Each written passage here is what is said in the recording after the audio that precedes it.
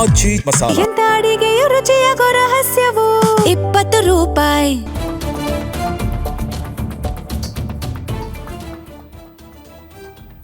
ಇನ್ನು ಸೈಕೋ ಮಂಜನ ಈ ವರ್ತನೆಗೆ ಲೀಲಾ ಸುಸ್ತಾಗಿದ್ದಾರೆ. ಸಂತು ತಾಯಿ ಮೇಲೆ ಅಟ್ಯಾಕ್ ಮಾಡಿರೋದ್ರ ಬಗ್ಗೆ ಲೀಲಾ ಪ್ರತಿಕ್ರಿಯೆ ನೀಡಿದ್ದಾರೆ. ನಾನು ಸಂತು ಜೊತೆಯಲ್ಲಿಲ್ಲ, ಪಿಜಿಯಲ್ಲಿ ಇದ್ದೀನಿ. ನಿನ್ನೆ ಹೋಗಿ ಸಂತು ತಾಯಿ ಮೇಲೆ ಮಂಜು ಹಲ್ಲೆ ಮಾಡಿದ್ದಾನೆ. ನಾನು ಸಂತು ಜೊತೆಗೆ ಇಲ್ಲ ಅಂದ್ರೂ ಕೂಡ ಮಂಜ ಕೇಳ್ತಾ ಇಲ್ಲ. ನನಗೂ ಸಂತುಗೆ ಈಗ ಯಾವುದೇ ರೀತಿಯಾದಂತ ಸಂಬಂಧ ಇಲ್ಲ. ಮಕ್ಕಳ ಭವಿಷ್ಯಕ್ಕಾಗಿ ಮಂಜು ಜೊತೆಗೆ ಹೋಗಿದ್ದೆ. ಮಂಜು ನಿತ್ಯ ಅನುಮಾನ ಪಟ್ಟು ಚಿತ್ರಹಿಂಸೆಯನ್ನ ನೀಡ್ತಾನೆ. ಅದಕ್ಕೆ ಕಳೆದ ತಿಂಗಳು ಮಂಜನ್ನ ಬಿಟ್ಟು ಬಂದೆ. ನಾನು ಮಗಳನ್ನ ಕರ್ಕೊಂಡು ಬಂದು ಪಿಜಿಯಲ್ಲಿ ಇದ್ದೀನಿ. ಮಂಜು ಸಹವಾಸವೇ ನನಗೆ ಬೇಡಪ್ಪ, ಸಾಕಾಯಿತು ಅಂತೇಳಿ ಲೀಲಾ ಹೇಳಿದ್ದಾರೆ.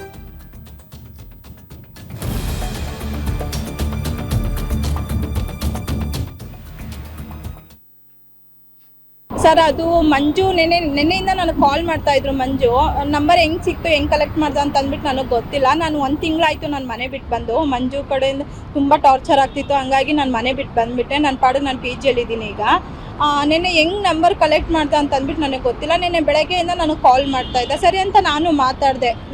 ನನಗಿನ್ನು ಬೇಡ, ನೀನು ಸುಮ್ಮನೆ ಏನಕ್ಕೆ, ನನ್ನ ಜೀವನ ನಾನು ನೋಡ್ಕೊತೀನಿ ಅಂತೆಲ್ಲ ಹೇಳಿ ಚೆನ್ನಾಗೇ ಮಾತಾಡ್ಕೊಂಡಿದ್ದೆ ಸರ್ ಅವನು. ಆಮೇಲೆ ಯಾವಾಗ ಹೋಗಿ ಈ ಥರ ಜಗಳ ಮಾಡ್ದೆ ಅನ್ನೋದು ನನಗೆ ಗೊತ್ತಿಲ್ಲ. ನಾನು ಹೇಳಿದ್ದೀನಿ, ನಿನ್ಗೆ ಅಷ್ಟು ಡೌಟ್ ಇದ್ದರೆ, ನಾನೇನಾದರೂ ಸಂತು ಮನೇಲಿ ಇದ್ದೀನಿ ಅಂತ ಅಂದ್ಬಿಟ್ಟು ನಿಂಗೆ ಅಷ್ಟು ಡೌಟ್ ಇದ್ದರೆ ಹೋಗಿ ಚೆಕ್ ಮಾಡ್ಕೊ, ನಾನು ರೆಡ್ ಹ್ಯಾಂಡಾಗಿ ನಿಂಗೆ ಹಿಡಿತೀನಿ ಅಂತಂದ್ರೆ ಸರಿ ಆಯ್ತು, ಹಿಡಿದ್ಬಿಟ್ಟು ಆಮೇಲೆ ಮಾತಾಡು. ನನ್ನ ಪಾಡಿಗೆ ನಾನು ಜೀವನ ಕಟ್ಕೋಬೇಕು ಅಂತ ಅಂದ್ಬಿಟ್ಟು ನನ್ನ ಮಗಳನ್ನ ಕರ್ಕೊಂಡು ನಾನು ಈಚೆಗಡೆ ಬಂದಿದ್ದೀನಿ. ನನ್ನ ಪಾಡಿಗೆ ನಾನು ಜೀವನ ಮಾಡಬೇಕು ಅಂತ ಅಂದ್ಬಿಟ್ಟು ಈಚೆಗಡೆ ಬಂದಿದ್ದೀನಿ. ಯಾಕೆ ನನಗೆ ಮನೇಲೂ ನೆಮ್ಮದಿ ಇಲ್ಲ, ಇಲ್ಲೂ ನೆಮ್ಮದಿ ಇಲ್ದಂಗೆ ಮಾಡ್ತಾ ಇದ್ದೆ ನೀನು? ಈ ಥರ ಎಲ್ಲ ಮಾಡಬೇಡ, ನನ್ನ ಪಾಡಿಗೆ ನನ್ನನ್ನು ಬದುಕೋದಕ್ಕೆ ಬಿಟ್ಬಿಡು ಅಂತೆಲ್ಲ ಹೇಳಿದೆ ಸರ್. ಆಮೇಲೆ ಜಗಳ ಮಾಡ್ಕೊಂಡು ಬಂದಿದ್ದಾದ್ಮೇಲೆ ನನಗೆ ಕಾಲ್ ಮಾಡಿದ್ದಾದ್ಮೇಲೆ ಹೇಳಿದೆ, ಈ ಥರ ನನ್ನ ಅವರಮ್ಮ ಪರಕೈಲಿ ಹೊಡಿಯೋಕ್ಕೆ ಬಂದರು, ಆಮೇಲೆ ಈ ಥರ ಎಲ್ಲನೂ ಚಪ್ಪಲಿಯಲ್ಲಿ ಹೊಡಿಯೋಕ್ಕೆ ಬಂದರು, ನೀನೇನೋ ಮಾಡಿದ್ಯಾ ಅದಕ್ಕೆ ಅವರು ಹೊಡಿಯೋಕ್ಕೆ ಬಂದಿದ್ದಾರೆ ಅಂತ ಅಂದ್ಬಿಟ್ಟು ಸುಮ್ಮನೆ. ಆಮೇಲೆ ನಾನು ಬೈದೆ, ಏನಕ್ಕೆ ಈ ಥರ ಎಲ್ಲನೂ ಇದು ಮಾಡ್ತಾ ಇದೆಯಾ ನೀನು, ಅವ್ರ ಹತ್ರ ಎಲ್ಲ ಹೋಗಿ ಏನಕ್ಕೆ ಜಗಳ ಮಾಡ್ತಾ ಇದೆಯಾ, ಅವನಿಗೂ ನನಗೆ ಸಂಬಂಧನೇ ಇಲ್ಲ, ನನ್ನ ಪಾಡಿಗೆ ನಾನು ಜೀವನ ಮಾಡ್ತಾ ಇದ್ದೀನಿ ನನ್ನ ಮಗಳನ್ನ ಕರ್ಕೊಂಡು, ನನಗೂ ಅವ್ನಿಗೂ ಸಂಬಂಧನೇ ಇಲ್ಲ, ಏನೂ ಇಲ್ಲ, ಏನಕ್ಕೆ ಸುಮ್ಮನೆ ಅವ್ರ ಅಮ್ಮನ ಮೇಲೆ ಎಲ್ಲನೂ ಕೈ ಮಾಡ್ತಿದ್ಯಾ, ಅವ್ರ ಅಮ್ಮನಿಗೆಲ್ಲ ಏನು ಕೊಡಿತಾ ಇದೆಯಾ ನೀನು ಅಂತ ಕೇಳಿದ್ದಕ್ಕೆ, ನಿನಗೂ ಅವ್ನಿಗೂ ಸಂಬಂಧನೇ ಇಲ್ವಾ ಅಂತಂದು, ಇಲ್ಲ ನನಗೂ ಅವ್ನಿಗೂ ಕಾಂಟ್ಯಾಕ್ಟೇ ಇಲ್ಲ ಅಂತ ಅಂದಮೇಲೆ ಮತ್ತೆ ಇನ್ನೇನಕ್ಕೆ ಇಲ್ಲದೆ ಇರೋದನ್ನೆಲ್ಲ ಮಾತುಗಳು ಮಾತಾಡ್ತಾ ಇದೆಯಾ ಅಂತೆಲ್ಲ ಹೇಳಿದೆ. ಸರಿ ಆಯಿತು ಬಿಡು, ಎಲ್ಲೋ ಇದೆಯಾ, ಚೆನ್ನಾಗಿರು, ಆರಾಮಾಗಿದ್ಕೋ, ಹಂಗೆ ಹಿಂಗೆ ಅಂತಂದ್ಬಿಟ್ಟು ಹೇಳಿದೆ ಸರ್ ಅವನು. ಸೊ ಇದು ಸ್ವತಃ ಆಕೆ ಹೇಳ್ತಾ ಇರುವಂಥದ್ದು, ಲೀಲಾ ಅವ್ರು ಹೇಳ್ತಾ ಇರುವಂಥದ್ದು. ನೋಡಿ, ಈಗ ಹಿಂದೆ ಸಿಕ್ಕಾಪಟ್ಟೆ ದೊಡ್ಡ ಚರ್ಚೆ ಕೂಡ ಗ್ರಾಸ ಆಗಿತ್ತು ಇವರಿಬ್ಬರು ವಿಚಾರ. ಅದರಲ್ಲೂ ನಿಮ್ಮ ಗ್ಯಾರಂಟಿ ನ್ಯೂಸ್ ಸ್ವತಃ 5-6 ಗಂಟೆ ಅವರಿಬ್ಬರನ್ನು ಕೂಡಿಸ್ಕೊಂಡು ಸ್ಟುಡಿಯೋದಲ್ಲಿ ಒಂದು ಮಾಡಿ ಕಳಿಸುವಂಥ ಪ್ರಯತ್ನ ಆಗಿತ್ತು.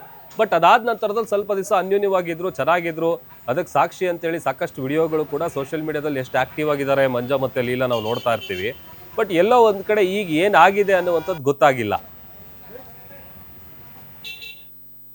ಮತ್ತಷ್ಟು ಡೀಟೇಲ್ಸ್ ಕೊಡ್ತಾರೆ ನಮ್ಮ ಪ್ರತಿನಿಧಿ ಅಂಬರೀಶ್, ದೂರವಾಣಿ ಸಂಪರ್ಕದಲ್ಲಿ ಜಾಯ್ನ್ ಆಗಿದ್ದಾರೆ. ಅಂಬರೀಶ್, ಒಂದ್ ಕಡೆ ಮಂಜ ಸೈಕೋ ಆಗಿರೋದು ಗೊತ್ತಾಗ್ತಾ ಇದೆ, ಆಕೆ ಮೇಲೆ ಅವರ ಸಂತೋರ್ ತಾಯಿ ಮೇಲೆ ಹಲ್ಲೆ ಮಾಡೋದು. ಮತ್ತೊಂದ್ ಕಡೆ 1 ತಿಂಗಳು ಬಿಟ್ಟು ಬಂದಿದ್ದೀನಿ ಅಂತೇಳಿ ಸ್ವತಃ ಲೀಲಾ ಅವ್ರು ಹೇಳ್ತಾ ಇದಾರಲ್ಲ, ಏನ್ ನಡೆದಿದೆ ಅಂತ ಎಕ್ಸಾಕ್ಟ್ಲಿ?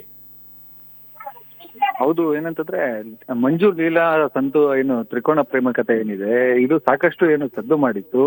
ಆ ಒಂದು ಮಕ್ಕಳನ್ನ ಬಿಟ್ಟು ಹೋಗಿದಂತ ಲೀಲನ್ನ ಏನು ಮಕ್ಕಳ ಭವಿಷ್ಯ ಒಂದು ಹಿತದೃಷ್ಟಿಯಿಂದ ಗ್ಯಾರಂಟಿ ನ್ಯೂಸ್ ನಲ್ಲಿ ಏನು ಆಕೆಗೆ ಏನು ಎಲ್ರೂ ಕೂಡ ಏನು ಕುಟುಂಬವನ್ನ ಒಂದು ಮಾಡುವಂತಹ ಕೆಲಸ ಮಾಡಿತ್ತು. ಜೊತೆಗೆ ಅವರಿಬ್ರು ಕೂಡ ಒಂದಾಗಿದ್ರು.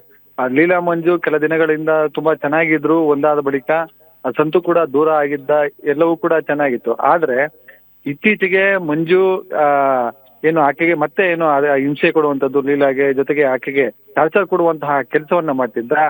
ಕಳೆದ 1.5 ತಿಂಗಳ ಹಿಂದೆ ಏನು ಲೀಲಾ ಮಂಜುವನ್ನ ಬಿಟ್ಟು ಮತ್ತೆ ಏನೋ ಮನೆಯಿಂದ ಹೊರಗಡೆ ಹೋಗಿದ್ಲು, ಆ ಪಿಜಿಯಲ್ಲಿ ವಾಸ ಮಾಡ್ತಿದ್ರು ಅಂತೇಳಿ ಈಗ ತಿಳಿದು ಬಂದಿರುವಂತದ್ದು.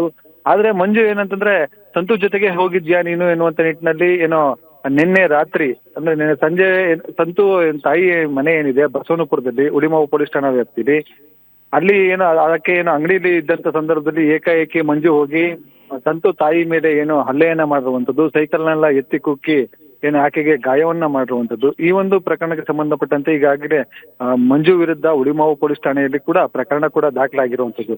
ಇಲ್ಲಿ ಪ್ರಮುಖವಾಗಿ ಏನಂತಂದ್ರೆ ಸಂತು ಪದೇ ಆಕೆಗೆ ಚಿತ್ರಹಿಂಸೆ ನೀಡ್ತಿದ್ದ ಎನ್ನುವಂತ ನಿಟ್ಟಿನಲ್ಲಿ ಆಕೆ ಏನೋ ಹೋಗಿ ಪಿಜಿಯಲ್ಲಿ ವಾಸ ಇದ್ದೇನೆ ಅಂತ ಹೇಳಿದ್ರು ಕೂಡ ಆತ ಸುಮ್ಮನೆ ಹೋಗಿ ಸಂತು ಮೇಲೆ ಗಲಾಟೆ ಮಾಡುವಂತದ್ದು, ಸಂತು ಕುಟುಂಬದಸ್ಥರ ಮೇಲೆ ಗಲಾಟೆ ಮಾಡುವಂತದ್ದು, ಹಲ್ಲೆ ಮಾಡುವಂತದ್ದು, ಈ ರೀತಿಯಾಗಿ ಸೈಕೋ ರೀತಿಯಾಗಿ ಮಂಜು ವರ್ತನೆಯನ್ನ ಮಾಡ್ತಾ ಇರುವಂತದ್ದು, ಇದು ಏನಂತಂದ್ರೆ ಮಿತಿಮೀರಿ ಹೋಗಿರುವಂತದ್ದು.